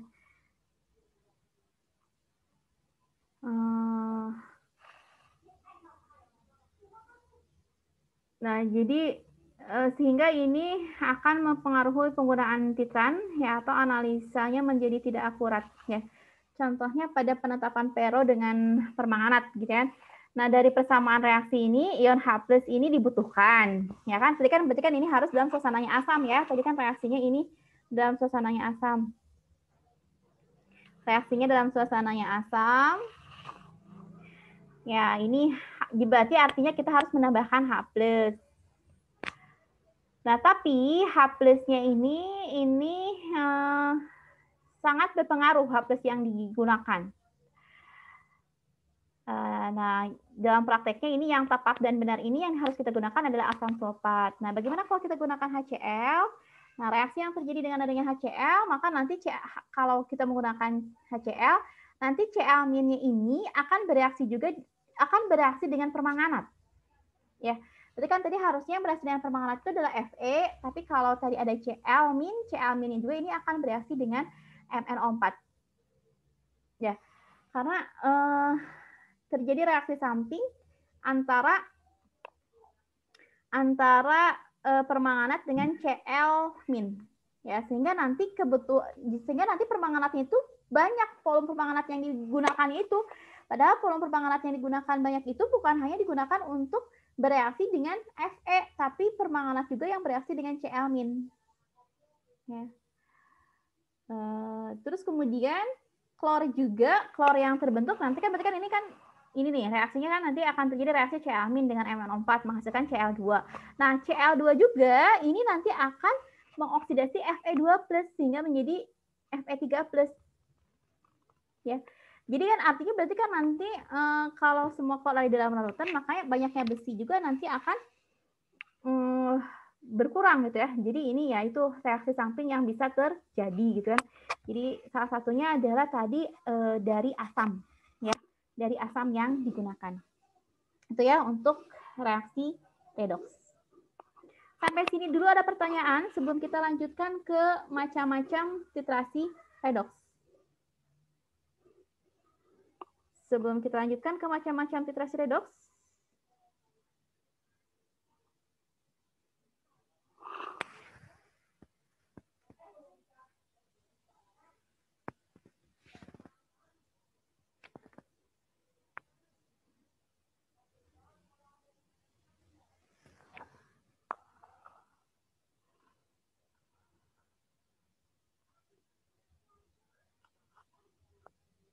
Yuk. Ada pertanyaan dulu sebelum saya lanjutkan. Kalau tidak ada pertanyaan, saya lanjutkan nih. Ya. Oke. Nah, kita lanjutkan sekarang ke macam-macam titrasi redoks. Ya. Kalau kemarin kan titrasi asam basa, kita hanya melihatnya ada asam kuat, basa kuat, itu kan ya, asam kuat, asam lemah, ya kan tadi kemarin kan pada titrasi asam basa juga kan ini tergantung dari titran yang digunakan ya, titran dan titrat yang digunakan. Nah, pada reaksi redoks juga, pada titrasi redoks, ini penamaan reaksinya, jenis reaksinya itu tergantung dari titran yang digunakan, ya. Nah, ada apa saja? Nah, ini macam-macam titrasi redoks. Ada yang dinamakan dengan permanganometri, dikromatometri, serimetri, iodo-iodi, dan bromatometri. Gitu kan? Kalau permanganometri, berarti ini menggunakan apa nih? Permanganometri. Permanganat. Ya, Kalium permanganat. permanganometri ini menggunakan permanganat, menggunakan kalium permanganat. Ya. Terus dikromatometri. CR2O72-. Di kromat, Bu. Di kromat. Seri? Seri, bukan seri. Seri. Serimetri? Seri. Apa ya? Apa kalau seri? Seri loh, apa loh seri? Serimetri menggunakan Larutan serium. betul, serimetri ini menggunakan serium, menggunakan Ce4+ ya untuk serimetri. Kemudian iodo-iodi Iod, Bu. iod ya, iod kemarin seperti di praktikum pernah. Kemudian ada bromatometri. Bromatometri menggunakan bromat ya. Brom. Ya, menggunakan bromat ya. Bromat. Bromatometri ini berarti ini menggunakan ion bromat ya. Jadi ini larutan-larutan standar yang digunakannya untuk mentitrasinya atau titrannya. Ya, jadi di macam-macam titrasi redoks ini tadi bergantung dari macam-macamnya ya. Oke, kita lihat yang pertama permanganometri. Permanganometri, tadi permanganometri ini berarti tadi ini menggunakan kalium permanganat. Ya. Menggunakan kalium permanganat, ya, kalium permanganat ini merupakan oksidator yang kuat. Ya. Oksidator yang kuat dia sifatnya. Kemudian kalium permanganat ini dapat diperoleh dengan mudah, tidak mahal dan tidak membutuhkan indikator kecuali untuk larutan yang encer. Tadi ya, kenapa dia tidak membutuhkan indikator? Karena tadi bentuknya dalam bentuk permanganat itu berbeda warnanya, bukan bentuknya. Warnanya dalam bentuk permanganat itu berbeda dengan warnanya dalam bentuk Mn2+, gitu kan ya. Sehingga kita tidak memerlukan indikator. Ya. Mangan, nah mangan ini bisa dia memiliki bilangan oksidasi +2, +3, +4, +6 dan +7. Oh, +5 ini hilang ya. Enggak, emang enggak ada +5, +2, +3, +4, +6, +7. Itu blok-blok untuk mangan ya. Jadi nanti kalau reaksinya permanganat itu harus dilihat dia menjadi apa. Karena permanganat ini bisa menjadi MnO42-, bisa menjadi MnO2, bisa juga menjadi Mn3+, atau bisa juga menjadi Mn2+. Ya. Kalau dia yang terbentuknya berbeda, berarti nanti kan persamaan reaksinya akan berbeda ya. Karena nanti bloknya berbeda. Ya. Kalau nanti kan redoxnya berbeda, berarti kan nanti tergantung dari ini. Ya, tergantung dari bentuknya apa. Tapi reaksi yang paling umumnya itu adalah ya permanganat ini, reaksi yang paling umumnya ini akan berubah menjadi Mn2+. Ya. Ini yang paling umum. Reaksi yang paling umum MnO4- ini akan berubah menjadi Mn2+. Ya, jadi yang paling umum itu yang ini, yang reaksi yang terakhir ini, yang paling umum. Ya, itu mempunyai potensial standarnya 1,51 volt. Asam yang dapat digunakannya adalah asam sulfat encer dan HCl4. Ya. Kemudian permanganat juga ini dapat bereaksi secara cepat dengan banyak zat bereduksi berdasarkan reaksi tersebut. Namun ada yang perlu pemanasan atau penggunaan katalis untuk mempercepat reaksi. Jadi secara umum dia reaksinya bisa berlangsung dengan cepat. Namun di beberapa reaksi ada juga yang memerlukan pemanasan atau katalis.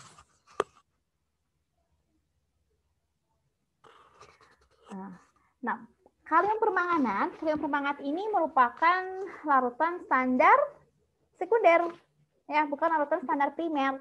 Ya, karena permanganat ini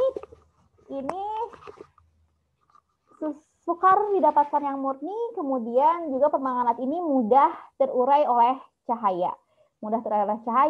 Suhu tinggi, asam, basa, dan zat organik. Sehingga permanganat ini bukan sebagai larutan standar primer, tapi larutan standar sekunder.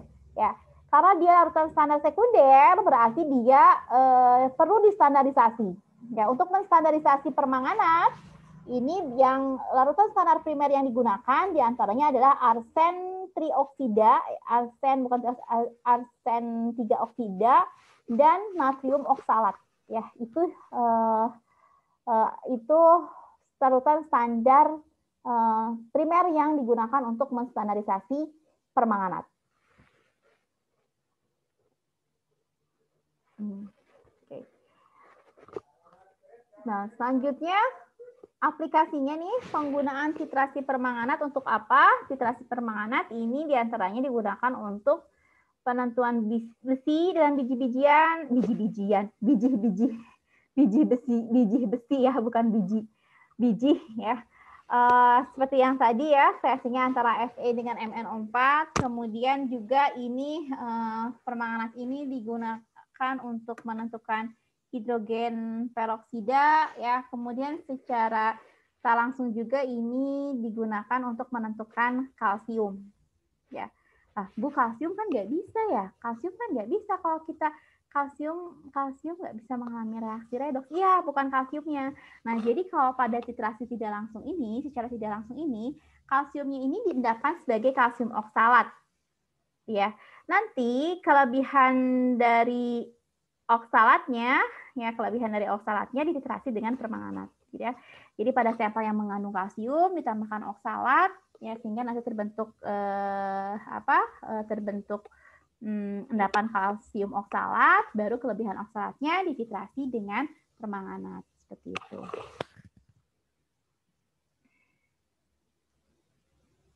Oh, ini udah ya. Oke, di contohnya dalam suasana asam, besi dititrasi dengan larutan kalium permanganat.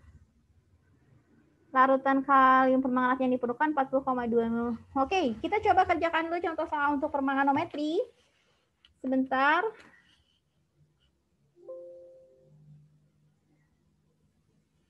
Ya.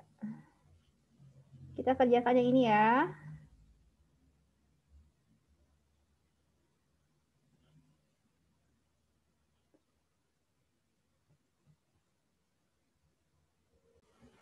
Oke. Ya, jadi di sini ya, pertama kan berarti kan kita tuliskan dulu reaksinya. Berarti kan tadi Fe2+, reaksinya tadi udah Fe2+, ini 5 ya, tadi 5 ya. 5 Fe2+ bereaksi dengan MnO4- ditambah 8H+. Ini karena kita udah tahu reaksinya. Tapi kalau teman-teman belum tahu reaksinya, berarti tadi reaksinya harus diselesaikan dulu persamaan reaksinya ya.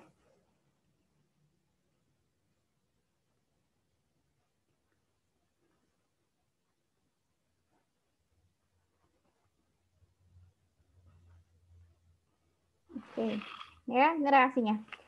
Artinya berarti kan untuk mencari mol siapa nih? Oh, ini juga diketahui nih. Yang diketahuinya ini titrasi dengan kalium permanganat. Konsentrasi permanganatnya ini diketahui 0,0206 molar sebanyak 40,2 mililiter. Ya. Berarti dari sini kita bisa tahu data apa? Atau bisa tahu nilai apa? Mol. Mol. Oke, berarti kita bisa menghitung mol permanganat. Ya, mol permanganatnya berarti mol permanganatnya konsentrasinya ya, konsentrasi dari permanganat, konsentrasinya tadi yang 0,0206 dikali volume. Volumenya yang 40,2. Ini nanti milimol hasilnya. Berapa milimolnya udah dikalikan? 0,828 milimol. 8? 28, Bu. Gini. Ya. Ya, milimol ya. Oke. Ini mol MnO4 ya. Yang ditanyakan miligram besi, berarti kita harus mencari mol dari besi. Bagaimana mencari mol besi? Persamaan koefisien. Betul. Gimana caranya? 1/5. 5 dikali. 1/5 atau 5? 5 dikali mol. 5 dikali 0,88. Berarti koefisien dari siapa sih? Koefisien dari Fe gitu ya? Dibagi dengan koefisien dari MnO4 Manganat. dikali dengan nanti mol dari MnO4 min. Oke. Saya ke pinggirnya ya. Cukup. Oke, berarti ini mol Fe2 plusnya berarti sama dengan koefisien Fe ada 5 per 1 dikali mol dari MnO4-nya 0,828 milimol. Jadi berapa? 4,14 milimol. 4,14 milimol. Oke, 4,14 milimol. Nah, yang ditanyakan sekarang besi, miligram besi. Miligram besi, ya, massa besi. Massa rumusnya apa? Massa Fe-nya berarti sama dengan molnya ya, mol Fe-nya. Dikali AR. Mol Fe-nya dikali berat apa? Molekul. Berat unsurnya ya. Berat unsurnya ya. Kakak ini bukan berat molekul ya, berat unsurnya ya. Berat unsurnya ya, berat unsurnya. Berarti 4,14 dikali Fe itu berapa ya? 56 bukan? 56, Bu. 56. Ya, Bu. Ya. Ini milimol ya, ingat ini milimol, berarti nanti hasilnya jadi miligram. Jadi berapa sekarang? Miligram. Jadi 231,84 miligram. miligram. Hasilnya miligram ya. Oke, ya itu untuk contoh titrasi permanganometri. Sudah? Kita lanjut? Atau lagi dicatat? Ya, Bu. Oke. Yang kedua ini adalah jenis titrasi yang kedua adalah dikromatometri. Kalau dikromatometri berarti ini menggunakan larutan standarnya dikromat, gitu kan ya? Menggunakan larutan standarnya dikromat. Ya, jadi titrasi redox yang menggunakan senyawa dikromat sebagai oksidator. Ion dikromat, nanti ini ion dikromat, ini reaksinya. Ion dikromat ini akan akan direduksi menjadi Cr3+. Ya, jadi Cr2O7 2- menjadi Cr3+. Jadi ion dikromat direduksi menjadi ion Cr3+ yang berwarna hijau. Ya, senyawa dikromat ini merupakan oksidator kuat tetapi lebih lemah dari permanganat. Ya. Jadi walaupun dia kuat tapi dia lebih lemah kalau dibandingkan dengan permanganat. Reaksinya Cr2O7 2- menjadi Cr3+. Itu ya yang harus teman-teman ingat reaksinya. Kalau tadi kan kalau permanganat MnO4- menjadi Mn2+. Kalau Cr2O7 2- ini menjadi Cr3+. Keuntungan dikromat sebagai oksidator adalah harganya tidak mahal, larutannya sangat stabil, dan tersedia dalam bentuk yang cukup murni. Dan ini merupakan larutan standar primer. Oke. Kelemahannya, ya nanti tetap ada kelemahannya. Kelemahannya ini reaksinya lambat. Oke, kelemahannya dia lambat. Nah, ya. Di kromatometri ini dapat digunakan dalam penentuan kadar besi dalam larutan asam klorida. Tadi kan ketika reaksi permanganat, ya tadi juga ada pertanyaan ya dari Yati yang reaksi samping itu kan tadi kalau kita punya reaksinya permanganat itu kan kalau ketemu dengan klor itu akan menimbulkan reaksi samping gitu kan karena nanti Cl-nya akan bereaksi dengan MnO4 ya menghasilkan Cl2. Ya, sehingga nanti MnO4-nya jadi lebih banyak yang kita perlukan karena bukan hanya digunakan untuk bereaksi dengan Fe, tapi juga bereaksi dengan Cl. Kemudian Cl2 yang terbentuk itu bereaksi juga dengan Fe2+. Kan? Itu reaksi yang terjadi kalau permanganatnya ketemu dengan Cl. Gitu ya. Jadi tadi penggunaan permanganometri ini untuk larutan yang tadi dia larutannya tidak menggunakan HCl gitu kan, tapi tadi menggunakan asam sulfat. Nah, bagaimana kalau sekarang misalnya kita punya sampel Fe-nya itu dalam HCl, berarti kan ini sudah dalam HCl tidak bisa kita apa-apain lagi. Ya, terus kemudian tadi tidak bisa kalau kita reaksinya ini dititrasi dengan permanganometri. Nah, ini bisa kita analisis dengan titrasi di kromatometri, ya, betul. Di kromatometri. Oke, berarti reaksinya kan nanti Fe-nya akan bereaksi dengan Cr2O7. Fe2+ bereaksi dengan Cr2O7 nanti menjadi Cr3+ dan Fe3+. Oke. Nah, nanti kalian harus buat persamaan reaksinya ya. Oke, lanjutkan dulu ya dengan titrasi dengan iodium. Titrasi dengan iodium, nah ini sudah kemarin waktu pas praktikum ya. Jadi titrasi dengan iodium ini ada dua ya, ada iodometri ya dan ada iodimetri. Ada iodo dan ada iodi. Bedanya apa? Iodimetri ini titrasi langsung, iodometri titrasi tidak langsung. Gitu ya. Apanya yang langsung dan tidak langsung? Masih ingat kemarin apanya yang langsung dan tidak langsung? Yuk, kemarin masih ingat nggak? Waktu praktikum? Apanya sih yang langsung dan tidak langsung tuh? Silakan, ada yang masih ingat? Bedanya iodi dan iodo? Silakan.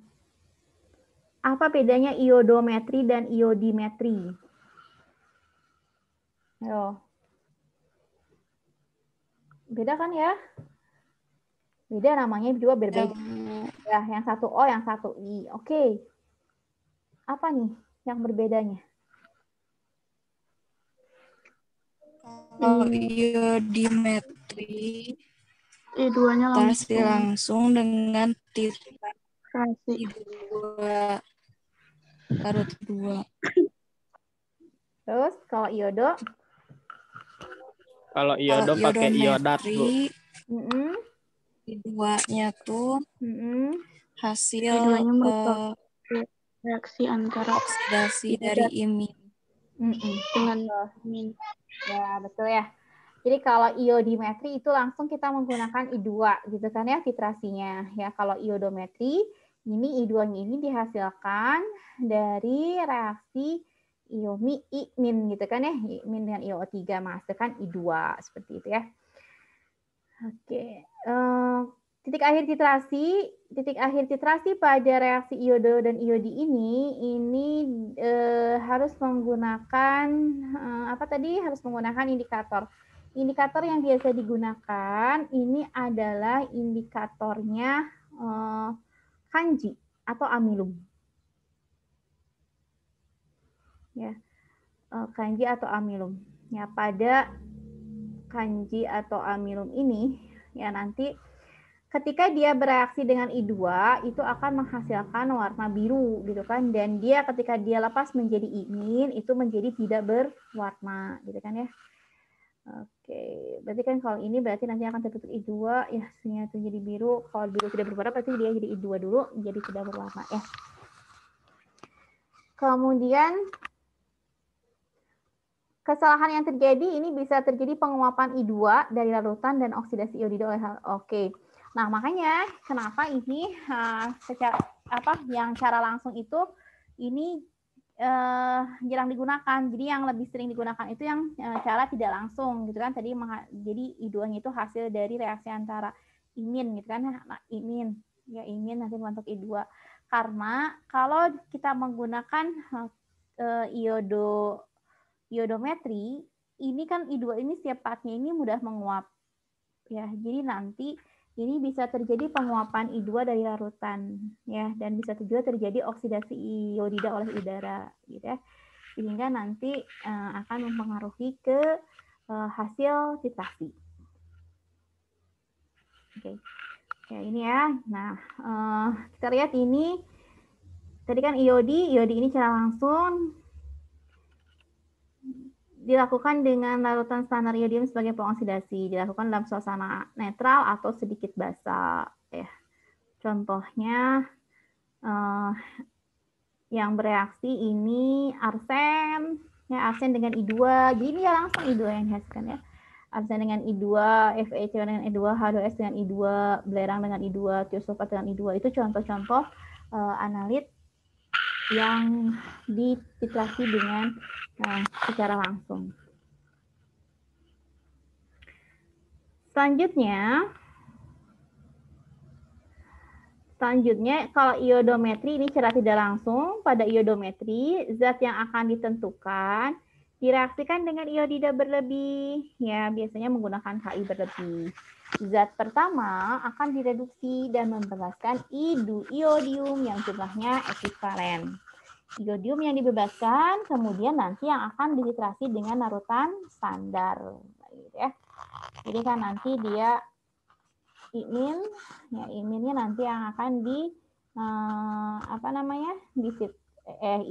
iminnya nanti akan berubah menjadi I2, kemudian nanti I2-nya akan dititrasi dengan tiosulfat. Titik akhir titrasinya ini ditetapkan dengan bantuan indikator kanji yang ditambahkan sesaat sebelum titik akhir tercapai. Warna biru kompleks iodium amilum akan hilang pada saat titik akhir tercapai. Ya. Oke, beberapa penggunaannya ini pada reaksinya bisa dengan bromat, klorin. Kan kalau tadi kan kalau pada titrasi langsung berarti kan ini yang direaksinya itu langsung adalah I2 ya. Kita tadi kan I2 ya. Nah, kalau ini mah bukan I2, tapi yang kita reaksikan adalah imin. Itu bedanya ya.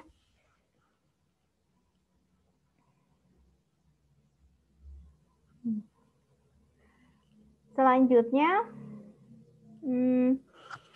tadi kan untuk menentukan konsentrasi I2-nya, ya, I2 yang terbentuk, I2-nya ini nanti akan dititrasi dengan tiosulfat. Natrium tiosulfat ini biasanya ditemukan dalam bentuk pentahidrat. Dan dia ini bersifat tidak stabil sehingga dia ini harus distandarisasi oleh larutan standar primer, gitu kan. Jadi tadi menggunakan tiosulfat sebagai larutan standar untuk menentukan I2, ini harus distandarisasi dengan larutan standar primer. Oke, apa yang digunakan ya? Tiosulfat ini biasanya tidak awet ya, jadi harus diawetkan ya. Nah, ini untuk menstandarisasi tiosulfat ini biasanya yang bisa digunakan adalah dikromat dan iodat. Ya, kalium dikromat dan kalium iodat ini biasa digunakan untuk standarisasi larutan tiosulfat. Oke, selanjutnya ini contoh soal. Ada 2. Contoh soal nih. Suatu larutan natrium tiosulfat distandarisasi dengan melarutkan 0,1210 gram KiO3 dalam air, ditambahkan Ki berlebih dan diasamkan dengan HCl. Iodin yang dibebaskan memerlukan 41,64 ml larutan tiosulfat untuk memberikan warna biru kompleks kanji iodin. Hitung molaritas dari natrium tiosulfat. Oke, ini bisa dikerjakan. Silakan untuk dikerjakan terlebih dahulu. Oke, reaksi IO3- ditambah 5- tambah 6H+ menjadi 3I2 oke. ditambah 2O. 3H2O. Tambah 2O. 3H2O ya. Iya, ya Bu. Oke, nah ini kan berarti kan ini reaksi yang terjadi tadi awal ya. Jadi kan KiO3-nya dengan Ki itu bereaksi nanti akan menghasilkan I2. Nah, I2-nya ya, I2-nya ini yang akan bereaksi dengan tiosulfat. Bagaimana reaksinya? S2O3 Menjadi nanti ini ditambah S2O3 nanti menjadi S4O6 ya. ya Bu. Iya, Bu. Ininya belum setara. Ininya berapa? Ini 2 6. 2. di sebelah kanan. Oh, iya. Ini kan kalian kepakainya 1 ya. Saya pakai dari sini 3 ya. Kalau saya pakai ini dari 3 yang dari atas ini, ya, saya pakai 3 langsung dari atas ini. Berarti ini ke sini. Ya udah deh, pakai 1 aja deh. 1 ya, berarti ini I2. Oke, kalau pakai 1 I2 berarti ininya 2 ya. 2 ini. Oke, S2O3-nya berapa? Berapa ini? 2, Bu. 2, Bu. Yang ini 1 ya. Oke. Iya, Bu, sama. Oke, berarti ini tadi berapa ininya? I2-nya 1 ya. Nah, ini kalau perbandingan. Oke. Nah, berarti kan tadi ini diketahui di soal itu yang sudah ada apanya tuh tadi? KiO3-nya ya. Massa KiO3-nya berapa? Tadi massa KiO3-nya? 0,1210 gram. Ini. Iya, Bu. Berat molekulnya? 214. 214 gram per mol. Gram per mol. Berarti kita bisa menghitung apa nih? Mol. Bisa menghitung mol KiO3. Ada yang sudah menghitung berapa mol KiO3-nya? 5,65 kali 10 pangkat 4. 10 pangkat 4. Mol ya? Mol, oke. Kalau KiO3-nya 5,65 kali 10 pangkat min 4, berapa mol I2?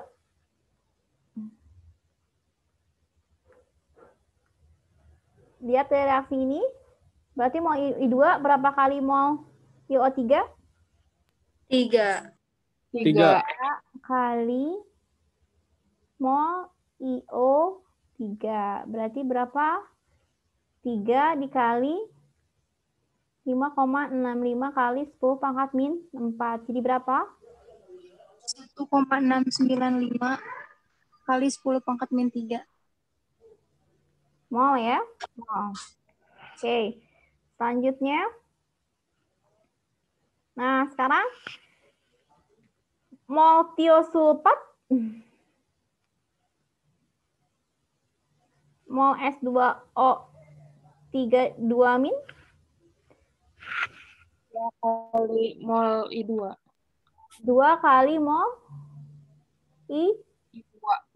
Berarti 2 kali 1,695 kali 10 pangkat min 3.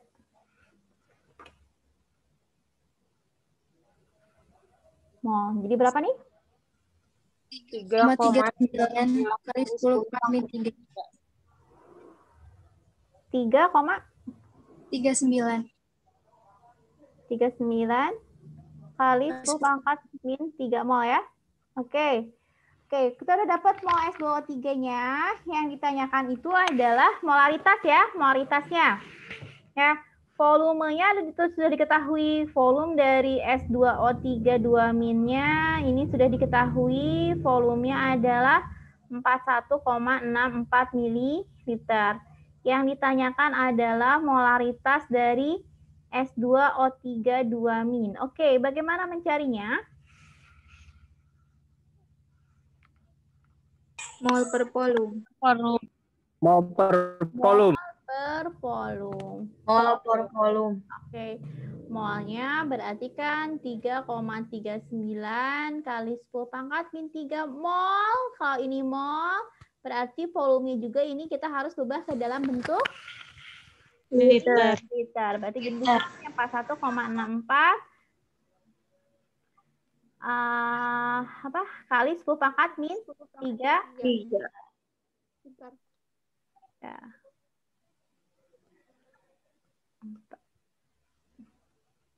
Jadi berapa? Nah, ini mah coret nih. Berarti 10 pangkat min 2.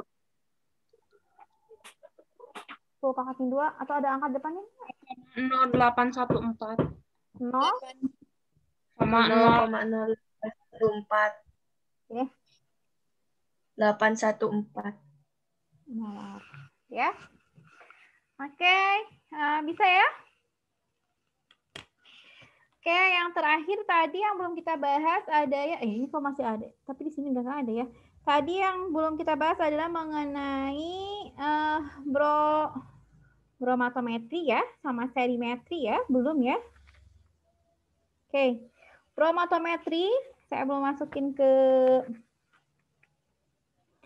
masukin ke apa namanya, ke slide-nya ya. Oke, untuk titrasi bromatometri. Titrasi bromatometri ini tadi dia menggunakan ion apa kalau bromatometri? Bromat. Bromat. Bromat.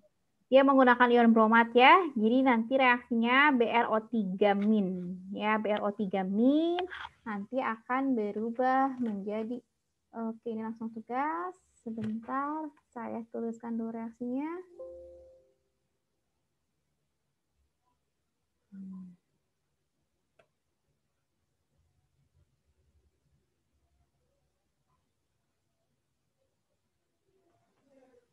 Oke. Ya. Bromatometri, berarti kalau bromatometri tadi dia ini menggunakan ion bromat. Bagaimana reaksinya? Reaksinya adalah berarti BrO3-. Ya, BrO3- ini nanti akan berubah menjadi Br-. Akan berubah menjadi Br-. Ini berarti kan ini ditambahkan 3H2O. Ini ditambah 6H+. H+ ditambah 6 buah elektron. Gitu ya. Jadi ini reaksi pada bromatnya ya. Ini titrasi bromatometri ini dapat digunakan untuk titrasi langsung ya, titrasi langsung untuk apa saja? Ini bisa untuk digunakan untuk titrasi langsung arsen ya, arsen 3, kemudian antimon. Kemudian Fe juga dia bisa digunakan untuk Fe ya. Ya, itu reaksi-reaksinya ya. Reaksinya ini biasanya berlangsung pada suasana asam ya. Reaksinya biasanya berlangsung pada suasana asam ya, dalam larutan HCl 1 molar. Oke, ini contohnya pada reaksi dengan arsen ya, reaksi dengan arsen. BrO3- ini bereaksi dengan arsen dalam bentuk asam arsenit ya, HSO2. ini akan menjadi Br min dan ASO3. Oke, ya ini reaksinya. Ya, tadi reaksinya ini pada suasana asam HCl. Oke. Ya, ketika nanti HaSO2-nya habis bereaksi dengan bromat, maka nanti penambahan ion bromatnya akan bereaksi dengan ion bromida. Ya, akan bereaksi.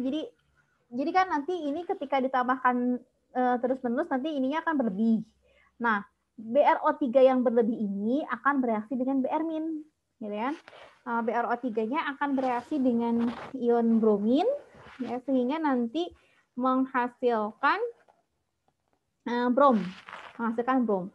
Jadi nanti BrO3 minnya ini akan bereaksi dengan Br min, ya, menghasilkan Br2. Ya, ini reaksinya belum setara. Reaksinya kalau disetarakan ini menjadi BrO3 tambah 3H2O tambah 3H2O. Yang ininya tambah H plus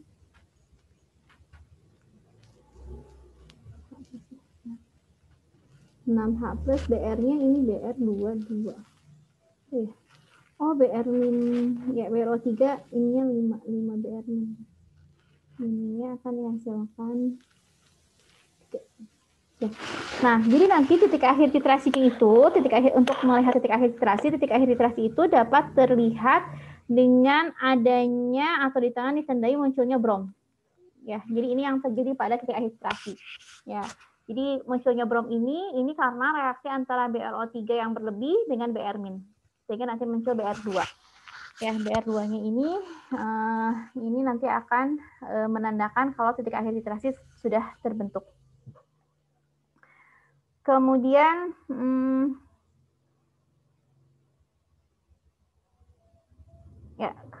selain itu juga dapat digunakan pada titrasi tidak langsung ya untuk bromin ini. Ya, titrasi tidak langsung hidroksikuinolin. Titrasi langsung hidroksikuinolin, jadi hidroksikuinolin ini nanti dapat dititrasi dengan bromat seperti itu.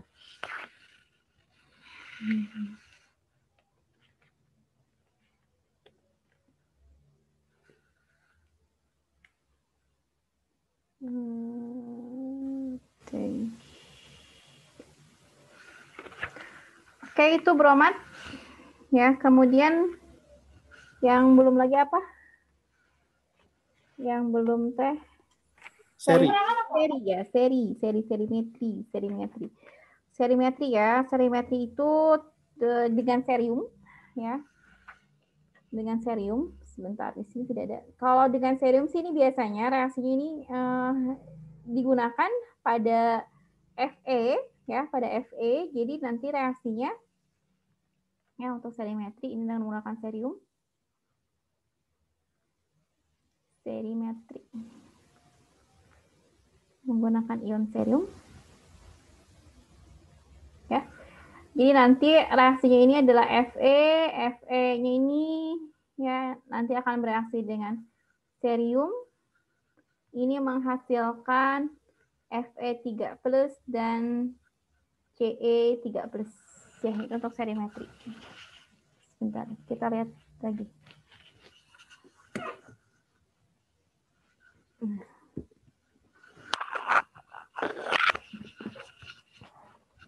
Ya, kita lihat lagi. Ya, itu ya, itu untuk serimetri. Sebentar, sini ada lagi nih.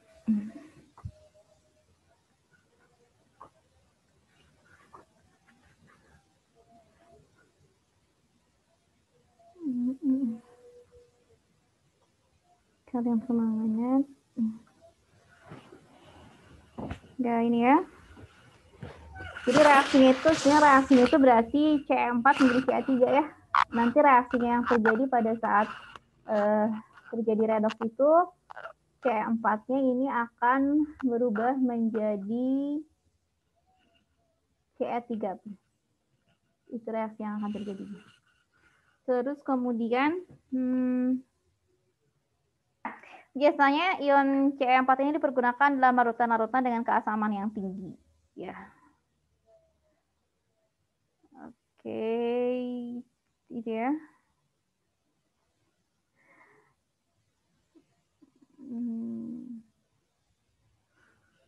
Terus kemudian larutan Ce4 ini biasanya dibuat dari larutan CeHSO4. Ya.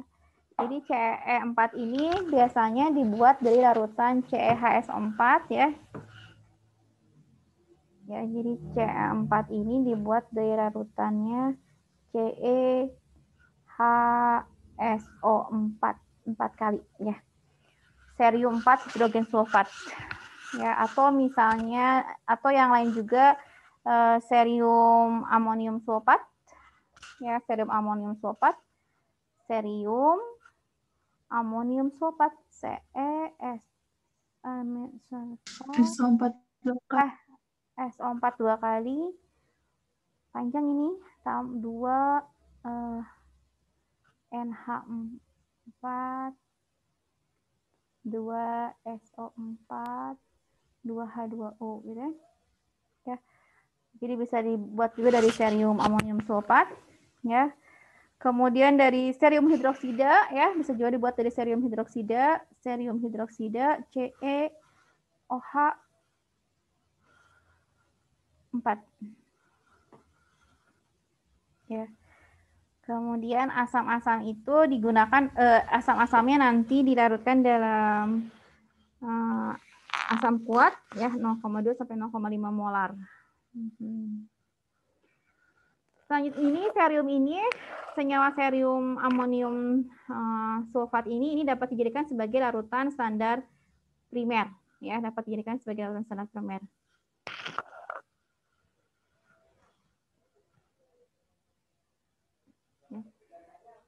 Oke.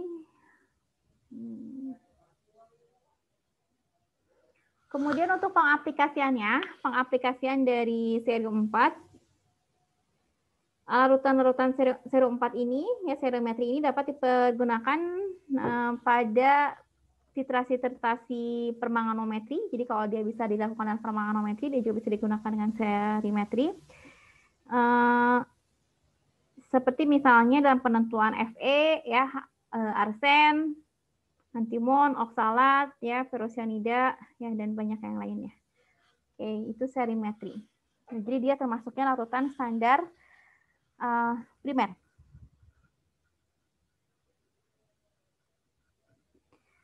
Kemudian bagaimana dengan indikatornya? Indikator apa nih?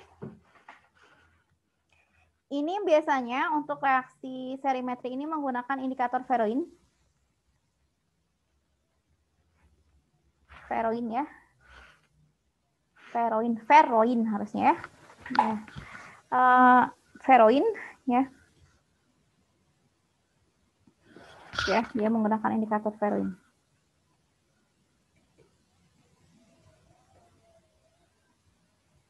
Oke. Ya, itu serimetri dan bromatometri.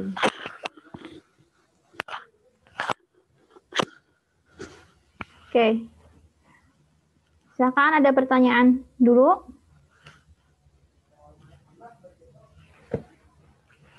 Ternyata udah 15-18 ya, kita belum latihan soal lagi.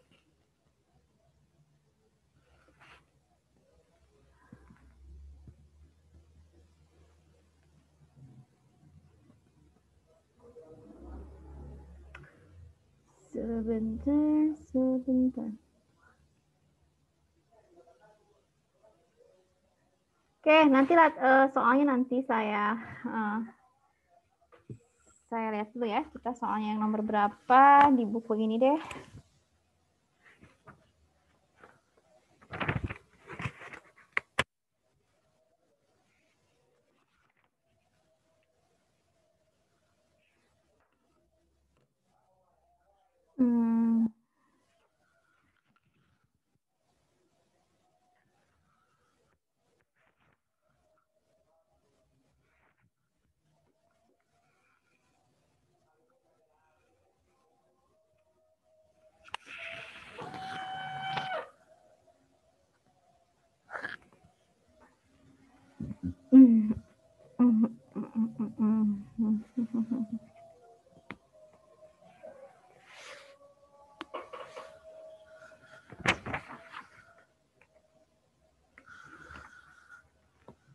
Oke, ini tugasnya